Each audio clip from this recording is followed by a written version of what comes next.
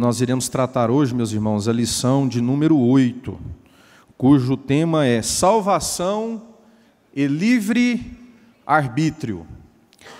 Então nós estaremos aqui hoje trazendo mais um elemento, mais uma peça, mais um conceito importante dentro desse processo como um todo chamado salvação. Amém? Deixa eu dizer uma coisa para você aqui logo no início. Não há batalha perdida para Cristo. Se você entrou aqui nessa manhã preocupado com algum problema que você não consegue achar a solução, seja ele de qual for natureza, o Senhor te fala nesse momento: acalma, aquieta o seu coração, porque antes de você, eu sou o Senhor de todas as coisas. Amém? Glória a Deus. Meus irmãos, salvação e livre arbítrio. O texto áureo, pode passar o slide. O texto áureo da nossa lição, como foi lido no início do culto, está em Salmo 25, versículo 12. Qual é o homem que teme ao Senhor? É uma pergunta. Qual é o homem que teme ao Senhor? Aí vem uma resposta. Ele o ensinará no caminho que deve escolher. Então, dentro desse versículo aqui, eu quero destacar aqui duas coisas importantes para a gente começar a nossa lição.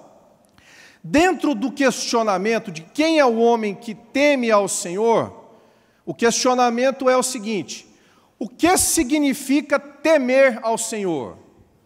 Será que temer ao Senhor significa ter medo de Deus? Será que temer ao Senhor significa a gente se colocar numa posição sempre na defensiva perante Deus, sempre temendo aquela ideia de Deus superior e nós simplesmente criaturas? Temer vai muito mais além do que um pensamento pequeno como esse. Deixa eu ler para você, aqui me acompanhe por gentileza, em Provérbios 8, versículo 13, deixa eu te dizer o que significa temor ao Senhor. Como que nós tememos a Deus? Provérbios 8, versículo 13 diz o seguinte: o temor do Senhor consiste em quê, meus irmãos? Em aborrecer o mal, a soberba, a arrogância, o mau caminho e a boca perversa, eu os aborreço. Então, voltando no texto áureo, quando pergunta, quem é o homem que teme ao Senhor? A resposta é, o homem que teme ao Senhor é aquele que aborrece o mal. Em algumas versões de Bíblia você vai encontrar a redação dizendo o seguinte: o temor do Senhor consiste em odiar o mal. E em seguida, quando o texto áureo afirma, ele o ensinará no caminho que deve escolher, olha que interessante, meus irmãos, isso tem muito a ver com o tema que a gente vai tratar hoje, sobre livre-arbítrio. Porque a gente vai ver daqui a pouquinho que o livre-arbítrio é o nosso poder de decidir conforme a nossa vontade. Mas Deus, infinito no seu amor, e conhecendo a nossa natureza, Ele, além de nos dar o livre-arbítrio, Ele nos indica qual é o caminho que nós devemos andar. Então ninguém aqui pode sair daqui a pouco, por aquela porta, dizendo que não sabe o caminho que tem que seguir na sua vida. Ninguém aqui está autorizado a sair daqui nessa manhã dizendo que não sabe para onde vai, não sabe o que vai fazer de sua vida. Porque Deus dá a direção para nós. E aonde que está escrito isso? Em Deuteronômio, capítulo 30, versículo 19, que diz o seguinte: os céus e a terra tomo hoje por testemunhas contra vós, de que tenho proposto a vida e a morte, a bênção e a maldição. Agora escute: escolhe, pois, a vida, para que vivas tu e a tua descendência. Olha que coisa maravilhosa, meus irmãos. A palavra de Deus nos mostra que nós temos a faculdade de escolher, nós temos o livre poder de decidir, mas decidir para qual caminho? E o Senhor nos apresenta qual é o caminho. Escolhe, pois, o caminho do bem, escolhe, pois, o caminho da vida. E isso traz para a gente uma coisa muito importante que tem a ver com a verdade prática da lição, que diz o seguinte, que o projeto primário de Deus foi salvar a humanidade. Todavia, de acordo com a sua soberania, concedeu o livre arbítrio ao homem. Deixa eu contar uma coisa para você. Essa lição de número 8, ela trata muito de uma discussão chamada predestinação, de eleição divina. Há uma corrente de estudiosos, principalmente aqueles que vêm da linha de Calvino, os calvinistas. Os calvinistas defendem que não existe o livre-arbítrio. Como assim? Explique isso aí, pastor. Simples assim. Eles entendem que o sacrifício feito por Jesus, a morte de Jesus na cruz, por si só já traz o perdão para o homem, já concede a graça para o homem e concede a justificação e a reconciliação para com Deus. Há uma crítica muito grande na corrente calvinista, porque é como se fosse um cheque em branco, uma carta, uma folha em branco, que dá permissão para o crente, nesta linha, poder continuar pecando, porque o próprio sacrifício de Jesus deixa ele com total possibilidade de viver a sua, entre aspas, plenitude aqui na terra. Nós, da Igreja Assembleia de Deus, não seguimos esta linha de João Calvino. A Assembleia de Deus, isso aí está até registrado no credo da Igreja Assembleia de Deus. Nós vamos para uma corrente que é defendida por Armínio, Jacó Armínio. Então a Assembleia de Deus, ela é arminista. O que Armínio defendeu? Armínio defendeu que o livre-arbítrio é uma peça que deve ser considerada no processo da salvação, onde que, sem prejuízo do que Jesus fez na cruz por nós, há uma necessidade para o homem alcançar a salvação de uma ação dele. E a gente vai ver que a ação é essa daqui a pouco. Jacó Armínio, então, esse pastor holandês, ele fala o seguinte, olha, para nós ganharmos a salvação, você, pecador, precisa fazer a sua parte. Enquanto que no calvinismo era só Jesus, na nossa linha, tem a parte do plano da salvação de Deus para nós, mas tem um pedacinho aí de ação que o homem precisa fazer, que nós vamos ver daqui a pouquinho. Deixa eu compartilhar com vocês o conceito de livre-arbítrio.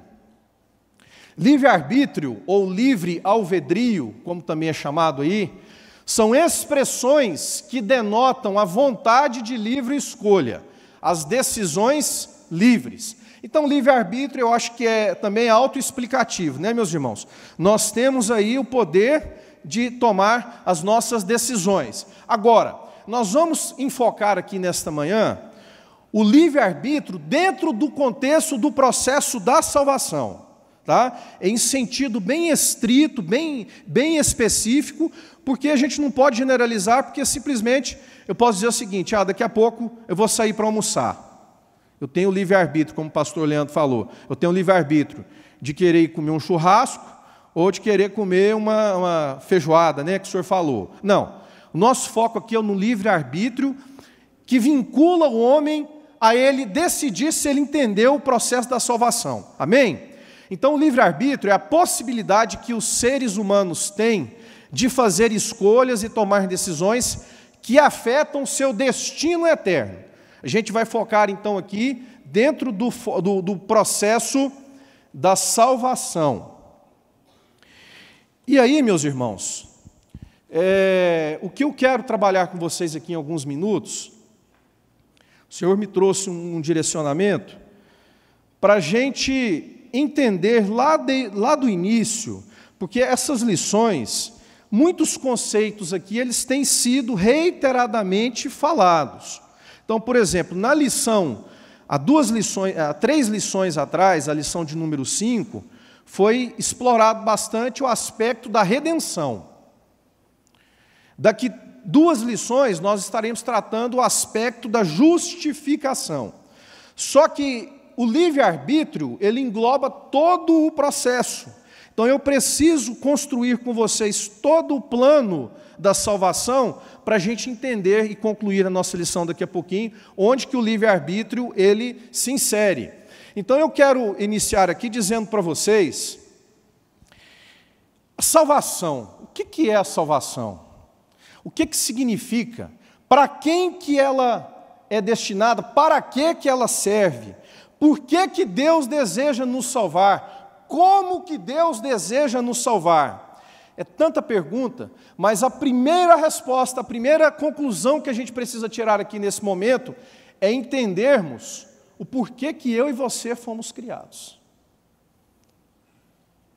A gente tem que marcar um ponto inicial. E sabe por que eu e você fomos criados? Nós somos criados para que nós possamos expressar a própria natureza de Deus. Você foi criado como a imagem e semelhança de Deus para que nós possamos nos expressar e possamos representar a Deus. Repita comigo essa palavra aqui. Expressar. Está fraco. Expressar. Representar.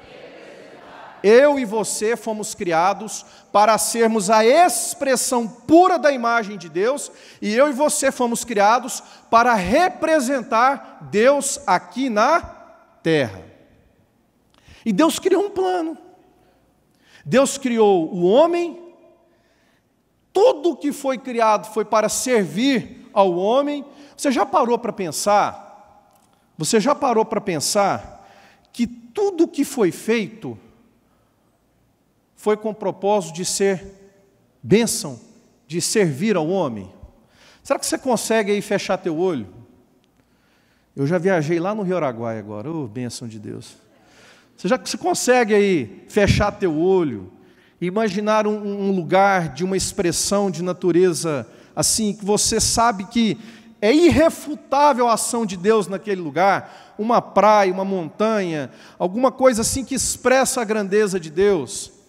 Será que você consegue imaginar por 5 segundos aquele local como sendo Deus pensando em você, que Ele fez aquilo para você? E no plano de Deus, meus irmãos, era para tudo ser perfeito, e foi perfeito, e será perfeito. Porque ainda que o homem, ainda que Satanás tivesse entrado no meio do caminho e desvirtuado o plano original de Deus, Ele tinha um plano e Ele não vai falhar no seu plano, porque um dos atributos de Deus é que Ele é infalível. Aquilo que Deus diz que vai fazer, Ele vai fazer, acontecerá, custe o que custar, venha o que houver, ponto final. Então, o homem, ele foi criado com essa natureza. Só que Deus, como eu disse aqui, Ele não pode ser derrotado. Apesar da queda do homem, apesar do pecado ter entrado na vida do homem, apesar da natureza pecaminosa modificar a natureza original do homem que Deus fez, o alvo final de Deus é resgatar aquilo que havia sido perdido. E aí, o pastor Leandro citou aqui, falou uma frase que me chamou muita atenção, e é a mais pura verdade. Nós somos filhos de Deus por herança, por adoção. Porque quando Deus chegou para o homem e falou o seguinte: olha, eu vou criar um jardim e vou pôr você para cuidar desse jardim. Será que Deus, quando colocou o homem lá, será que Deus falou, vai trabalhar que você precisa de dinheiro, você tem que pagar suas contas, você tem que administrar? Qual foi a única ordem de Deus? Cultive o jardim, tome conta do jardim, explore, se alimente de todas as plantas, exceto aquela árvore ali, a árvore do bem e do mal. Quando o homem, então, resolve ouvir a voz do inimigo, Deus, então, apresenta uma coisa que até então não existia para o homem, que é o quê? Uma coisa chamada de condenação. O homem passa, então, a estar condenado pela justiça de Deus. E que justiça é essa? É quando Deus fala para ele, dessa árvore você não comerá, porque se você comer, você viverá? Não, você morrerá. Com a ação do homem, entra em cena o quê, meus irmãos? A justiça de Deus.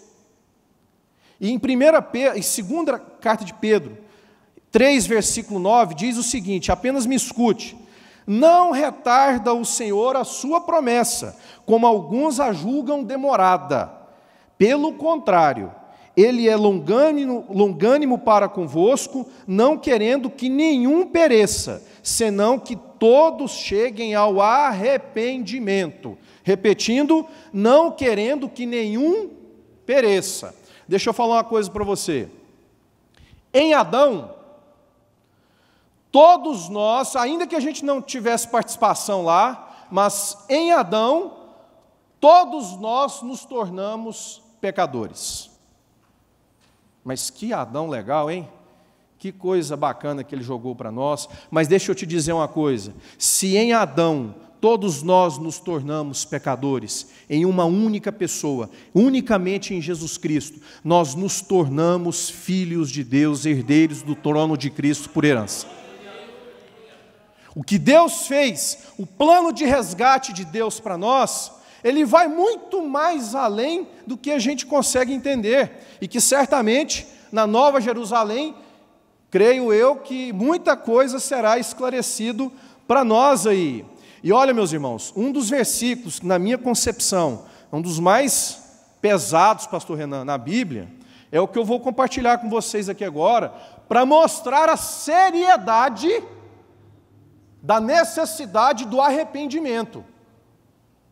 João 8, versículo 44, diz o seguinte: vocês são filhos do diabo e querem fazer o que o pai de vocês quer. Desde a criação do mundo, ele foi assassino e nunca esteve do lado da verdade, porque nele não existe verdade.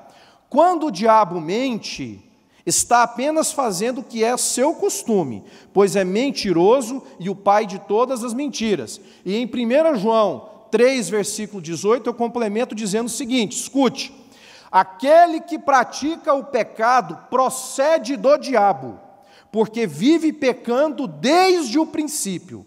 Para isto se manifestou o Filho de Deus, para destruir as obras do diabo. Então, meus irmãos, após a queda do homem, toda a raça humana se tornou pecadora, filhos do diabo. Olha a seriedade do arrependimento, olha a seriedade que nós temos nas costas, que eu vou mostrar daqui a pouco para vocês, que Deus deixa sobre mim e sobre você a necessidade de levarmos a reconciliação aquelas pessoas que não conhecem ainda a palavra de Deus, porque hoje, pela palavra de Deus, aquele que não entendeu o sacrifício de Jesus, aquele que não entendeu que Deus consertou aquilo que havia sido perdido, essa pessoa é considerada filha do diabo. E eu creio que posso perguntar para qualquer pessoa aí, ainda que não tenha nenhuma identidade de religião, eu tenho certeza que ninguém vai querer dizer que é considerado como filho do diabo. Mas, meus irmãos, que coisa maravilhosa. O plano de Deus, então, ele vai seguindo, ele cria os céus, a terra, para que tudo fosse colocado aí à disposição do homem. Gênesis 1, 26, apenas me escute aqui, diz o seguinte: também disse Deus, façamos o homem à nossa imagem, conforme a nossa semelhança. Tenha ele domínio sobre os peixes do mar, sobre as aves dos céus, sobre os animais domésticos, sobre toda a terra e sobre todos os répteis que rastejam pela terra. Todo animal, tudo que foi criado no universo, foi criado segundo a sua espécie, exceto uma única criatura, que é o homem. O homem foi criado segundo a imagem de Deus. E eu trouxe até aqui para tentar explicar para vocês, de uma forma muito simples. Eu até compartilhei isso no grupo familiar que eu estive presente essa semana. Né, irmão Raul? Eu tenho aqui na minha mão uma luva, tá certo? Meus irmãos, a luva tem um formato de quê? É de uma mão. E por que existe a luva? A luva existe para que a mão esteja dentro dela, correto? Quando a minha mão entra na luva, a minha mão se encaixa perfeitamente ao formato e à natureza da luva, e a luva vai se encaixar naturalmente ao formato da minha mão, sim ou não? Dessa forma, é a mesma coisa nós sendo criados à imagem e semelhança de Deus. Sabe quem é você? Você é essa luva aqui. E sabe quem é Deus? Deus é a mão. E o que Deus quer? Deus quer entrar em você. Deus quer habitar em você. Agora, se você for parar para pensar, não é a mão que se adequa ao tamanho da luva. É a luva que precisa se adequar ao formato da mão. Nós é que precisamos nos adequar à natureza de Deus. Deus não quer e não tem interesse que nós tenhamos a nossa natureza própria. Quando eu disse que o plano original de Deus é para que nós expressemos Ele e representemos Ele, é exatamente essa essência aqui. Meu irmão, deixa Deus entrar em você, deixa Deus moldar a sua vida. Eu coloquei esse vaso aqui, eu pedi, melhor dizendo, que trouxesse esse vaso aqui, para que simbolicamente eu lesse para vocês Romanos 9, versículo 20, e para mostrar que nesse mesmo sentido, nós somos um vaso nas mãos de Deus. Esse vaso está meio gordinho, né? Tem vaso mais magrinho, tem vaso mais alto, tem vaso mais pequenininho. Deus, que é o oleiro por excelência, Ele fez cada um de nós como se fosse um vaso, e cada um com um formato, com um peso, com uma característica, com um design único. Mas tem uma única coisa que nos assemelham perante o oleiro. É que o oleiro quer é que todo o nosso interior seja tomado pela sua glória, pela sua vida, pela sua presença. Você pode ser um vaso magrinho, você pode ser um vaso mais gordinho, você pode ser um vaso mais pequenininho, um vaso mais alto.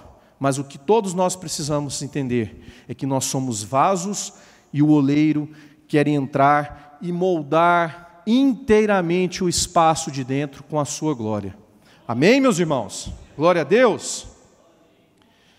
Após criar o homem, Deus coloca o homem no jardim e fala para o homem o seguinte, eu queria que você prestasse muita atenção nisso aqui. Deus chega para Adão, para Eva, e fala para ele o seguinte, olha, lá no meio do jardim, eu quero te apresentar uma árvore, que é chamada a árvore da vida. E perto desta árvore está passando um rio. Deus fala isso para Adão. Está lá em Gênesis 2, versículos de 8 a 10, que diz o seguinte, e plantou o Senhor Deus um jardim no Éden, na direção do Oriente, e pôs nele o homem que havia formado. Do solo fez brotar toda sorte de árvores agradáveis à vista e boas para alimento. E também, escute aqui, meu querido, e também a árvore da vida no meio do jardim, e a árvore do conhecimento do bem e do mal. E saía do rio do Éden, e saía um rio do Éden para regar o jardim, e dali se dividia, repartindo-se em 4 braços. Deixa eu dizer uma coisa para você. Tem tudo a ver com livre-arbítrio isso aqui. Daqui a pouquinho nós vamos entender. A árvore da vida no centro do jardim, lá no Novo Testamento, representa a própria manifestação e a presença de Cristo desde o início da criação de tudo. O que é, na verdade, o Velho Testamento? É uma preparação e uma anunciação da vinda de Cristo. Mas, em verdade, Cristo, ele já se fazia presente desde lá do início. Querem ver? O Novo Testamento nos mostra que a árvore da vida aponta para o próprio Cristo. Escute aqui, apenas escute o que eu vou te dizer. Em João, há a seguinte afirmação, que a vida estava nele. Olha Jesus sendo comparado à vida. Em João, capítulo 1, 4. Depois, próprio Jesus vem dizendo que ele é o caminho, a verdade e a vida. João 14, 6. Um pouco antes, ele vem lá em João 10, 10, falando o seguinte, eu vim para que tenham vida e vida em abundância. E mais, o Senhor Jesus nos disse ainda para nos alimentarmos dele. João 6, versículo 57. E lá em João 15, 5 fala que ele é a videira e nós somos os ramos. Então, todos esses versículos apontam e mostram que Jesus Cristo é a vida do homem como retratado pela árvore da vida. O plano original de Deus é que o homem tivesse como vida o próprio Deus. O homem precisaria tão somente da árvore da vida e obedecer de se alimentar de toda e qualquer árvore, exceto a árvore do conhecimento, a árvore do bem e do mal. Mas sabe o que acontece? Com a desobediência do homem, a árvore da vida e a árvore do conhecimento, e aqui eu já entro no ponto X, no ponto-chave do livre-arbítrio. A árvore da vida, meus irmãos, que é Cristo, os ensinamentos de Cristo para mim e para você, nos revelam um princípio, que é o princípio do quê? Que é o princípio da dependência ao Senhor. Toda vez que nós escolhemos nos alimentar da árvore da vida, nós estabelecemos como princípio, como estilo de vida, o princípio da dependência ao Senhor.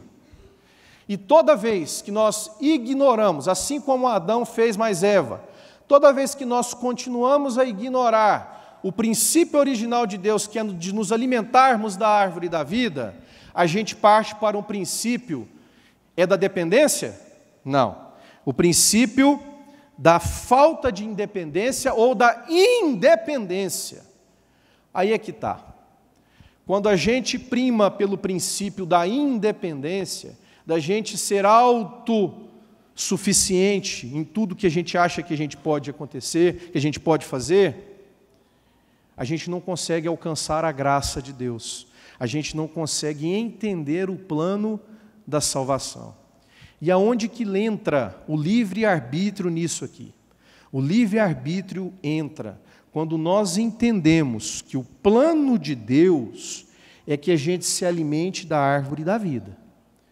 E Deus dá a opção para nós de nos alimentarmos, e se nós fizermos assim, nós vamos expressar Ele, nós vamos representar Ele em tudo, porque Ele vai nos moldar conforme o nosso formato, ou a gente escolhe ignorar e levar a nossa própria vida. O livre-arbítrio está onde Deus dá essa faculdade de você. Se coloca lá no jardim do Éden, e Deus falando para você, Adão, Adão, você tem a árvore da vida e você tem a árvore do conhecimento. A árvore da vida é a sua vida, sou eu, é o meu filho, é o que eu vou te alimentar para você viver o meu plano original. E a árvore do conhecimento é o que eu estou te proibindo e te condenando e avisando. Se você vier para esse caminho, haverá condenação e haverá morte. O livre-arbítrio é a mesma coisa Deus falando para você hoje, 19 de novembro de 2017. Filho, siga o caminho do bem ou siga o caminho do mal. A decisão é sua. O livre poder de decidir que caminho que você vai tomar é exclusivamente seu. Que coisa maravilhosa, porque em Adão começa todo o problema, mas no último Adão, que é Cristo, todos os problemas eles são solucionados. Olha os problemas que vêm com a queda do homem. A condenação de Deus. Pela desobediência e pela transgressão de Adão, ficamos todos sob a condenação de Deus. Onde está dizendo isso? Romanos 5, versículo 18. Um versículo muito importante para nós cristãos, que diz o seguinte: pois assim como por uma só ofensa veio o juízo sobre todos os homens para condenação, assim também, escute, por um só ato de justiça veio a graça sobre todos os homens para a justificação que dá vida. Também como problema do pecado, como a queda do homem, vem a ira de Deus. Você sabia que Deus tem ira? Você sabia que Deus se ira? Aonde que está escrito isso? João 3, versículo 36. Escute, por isso, quem crê no Filho do Homem tem a vida eterna. Legal. Aí tem um ponto e vírgula no versículo. Quando tem ponto e vírgula, a gente já aprendeu que muda o contexto, não é assim? Aí vem o seguinte, ponto e vírgula. O que, todavia, se mantém rebelde contra o Filho, não verá a vida, mas sobre ele permanecerá a ira de Deus.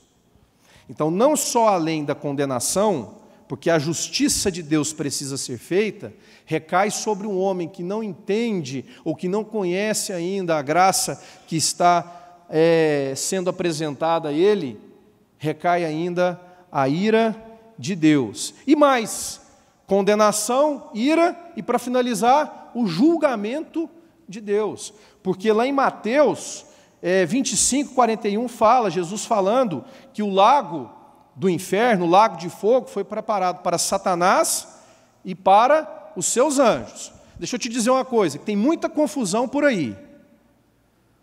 O lago de fogo, o inferno, o Hades, ele não foi criado originalmente para aquelas pessoas que não aceitarem Jesus. O plano original não é isso. Porém, como a gente falou aqui minutos atrás, a partir do momento que o pecado da humanidade entra na vida de um único homem, aquele Adão, naquele momento, ele assume uma natureza pecaminosa. Então ele, vamos dizer assim, de tabela, se ele não entender o resgate que Deus tem para ele, o homem que não aceitar a Jesus como seu único e suficiente Salvador, de tabela, e por ter assumido a sua natureza pecaminosa, ele acompanhará Satanás e os anjos que estão descritos lá em Mateus. Condenação, ira e julgamento de Deus. Deus então entra com o seu plano, e eu já estou caminhando já para o fim, para dizer o seguinte, que a redenção, perdão, purificação, justificação e reconciliação são conceitos que fazem parte do processo de salvação. A redenção já foi tratada aqui há 3 domingos atrás, mas somente relembrando que redenção vem do verbo redimir. O que significa redimir?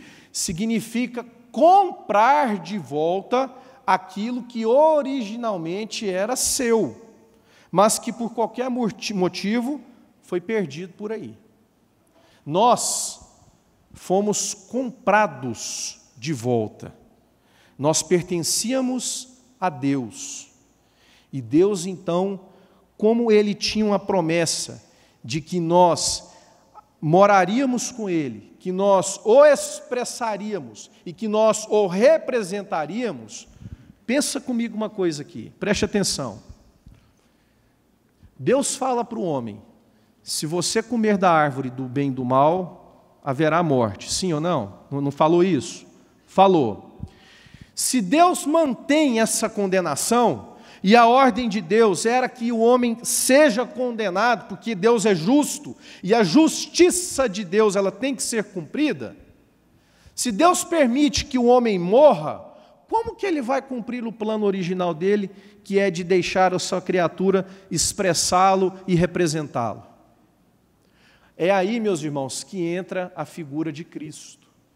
Deus, analisando tudo, viu o seguinte: bom, eu não posso acabar com o homem, porque o homem faz parte do meu plano, mas eu tenho uma palavra que eu não posso voltar atrás com ela, que eu falei que se ele desobedecesse, ele morreria. Então, qual foi desculpem aí, de uma forma muito pejorativa, qual foi a sacada de Deus aí?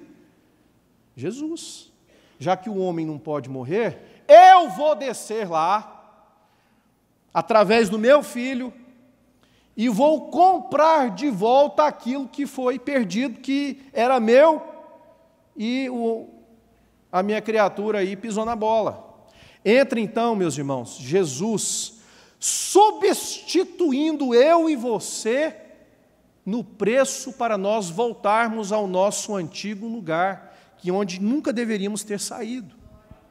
É por isso que nós falamos, é por isso que a cada lição aqui tem sido enfatizado para a igreja, que nenhum homem jamais vai conseguir medir o preço e o sacrifício que Jesus fez na cruz por nós. Nenhum de nós temos essa condição, porque somente em Deus é que foi possível todos nós, todos os pecados da humanidade fossem jogados em uma única pessoa. E é por isso que hoje nós temos que entender que a graça, que é este presente, que é esse favor imerecido que vem de Deus para mim e para você, ela chega de forma de presente. Porque nós jamais poderíamos nos trabalhar, nos auto-vender para Deus de novo.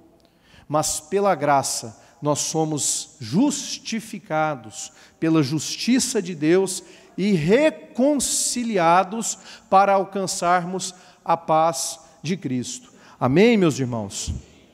A justificação, eu não vou entrar nesse ponto porque será tópico aqui da lição de número 10, daqui 2 domingos. Mas eu finalizo aqui dizendo uma coisa sobre reconciliação. Quando nós agimos de modo a entender o que Jesus fez na cruz, quando a gente abandona a árvore do conhecimento e do mal, porque ela está aqui para a gente hoje também, porque a Bíblia fala que tem o certo e o errado, então tem a árvore do conhecimento do bem e do mal. Quando a gente decide viver a vida de Deus, quando a gente decide seguir a água da vida, beber da água da vida que é Cristo, quando a gente decide se alimentar desta videira que Jesus falou que é, quando a gente decide entender que Jesus é a árvore da vida, e é nessa árvore que a minha vida e que sua vida tem que ser pautada, nós tomamos a decisão correta pelo nosso livre-arbítrio. Mas há uma coisa ainda que eu quero mostrar para você, o tanto que Deus vai mais além com a sua bondade e a sua misericórdia, que é algo chamado reconciliação. O que é a reconciliação? A reconciliação é porque a Bíblia diz que com a entrada do pecado no mundo, o homem se tornou inimigo de Deus. Poxa, mas tem isso. Eu viro filho do diabo, o juízo de Deus está sobre mim, a ira de Deus está sobre mim, a condenação de Deus está sobre mim, e eu ainda sou considerado inimigo de Deus? Sim, mas deixa eu te dizer uma coisa, Romanos 5, eu até coloquei aqui no slide aqui, porque eu queria muito compartilhar isso com vocês. Olha aqui que Romanos 5, versículo 1, versículo 10 e versículo 11 diz para nós: justificados, pois, mediante a fé, temos paz com Deus, por meio de nosso Senhor Jesus Cristo. Lá no 10 fala o seguinte: porque se nós, quando inimigos, fomos reconciliados com Deus mediante a morte do seu Filho, veja bem, reconciliados, muito mais estando já reconciliados, seremos salvos pela sua vida. E não apenas isto, mas também nos gloriamos em Deus por nosso Senhor Jesus Cristo, por intermédio de quem recebemos agora a reconciliação. Quando nós entendemos, quando nós recebemos esse favor não merecido, porque a gente não merece, mas quando a gente recebe de presente isso aí, de graça, a gente acaba com tudo aquilo que havia de condenação e de coisa ruim sobre nós. E além de nós ganharmos a vida eterna, nós adquirimos paz com Deus. Para pensar nisso. Será que existe algum momento de plenitude maior, pastor Rondon? Será que existe algum momento mais bonito, mais sublime, mais perfeito de você estar com paz de espírito, ao ponto de dizer, estou em paz com Deus? Isso é o que o ministério da reconciliação nos presenteia. E mais, não só darmos o direito de viver em paz com Deus, mas também de sermos salvos pela sua vida, que isso aí é o mais importante presente que Deus nos dá, é a garantia de morarmos com Ele na Nova Jerusalém, é a garantia de não só nos tornarmos filhos, de ganharmos uma filiação nova, porque a gente passa a ser filho e co-herdeiro de Cristo no trono, mas também o direito de quê? De vivermos nele, de expressarmos Ele e representarmos Ele. E por fim, de nós podermos nos gloriar em Deus pelo nosso Senhor Jesus Cristo. Jesus Cristo, a esperança da glória. Amém? O que nós lemos aqui agora há pouco, em Deuteronômio 30, 19, que diz que Deus propõe para nós escolher entre o bem e o mal, e a bênção e a maldição. Esse é o livre-arbítrio que nós precisamos decidir. Esse é o livre-arbítrio que você tem à sua disposição e você tomar a sua decisão. Deus propõe que nós possamos viver aqui em plenitude, viver o melhor dessa terra, comer e usufruir do melhor dessa terra. Mas essa decisão é sua, porque lá em Apocalipse 3:20 diz o seguinte: eis que estou à porta e bato. Aquele que abre a porta e me permite entrar, eu entrarei e cearei com ele, e ele ceará comigo.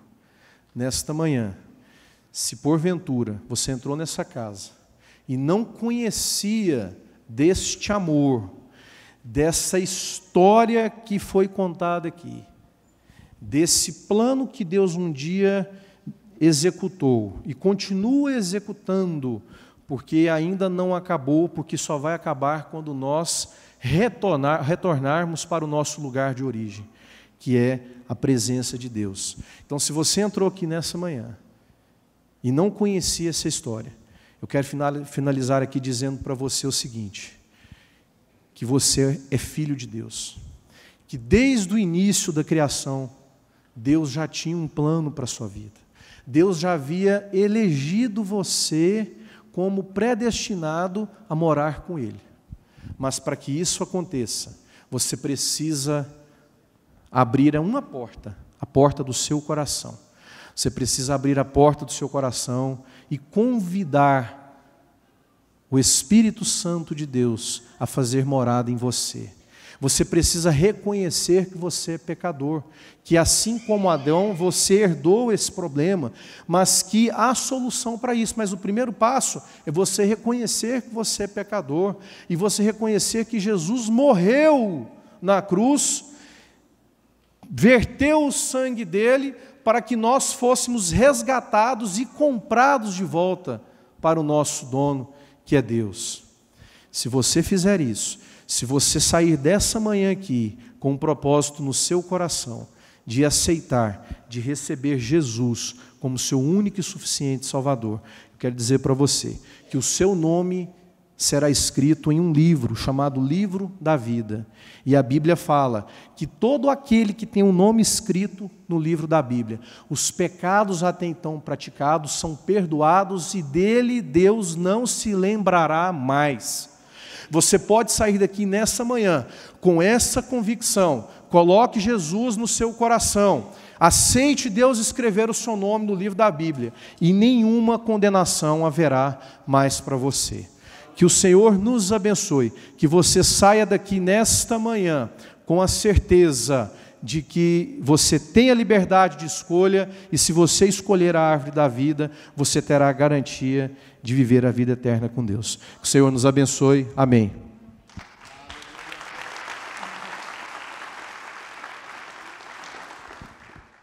Uma igreja alegre, participativa.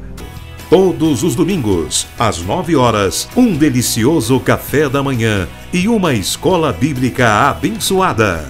Às 18 horas, culto da família. Segunda, às 14 horas, Manancial Feminino.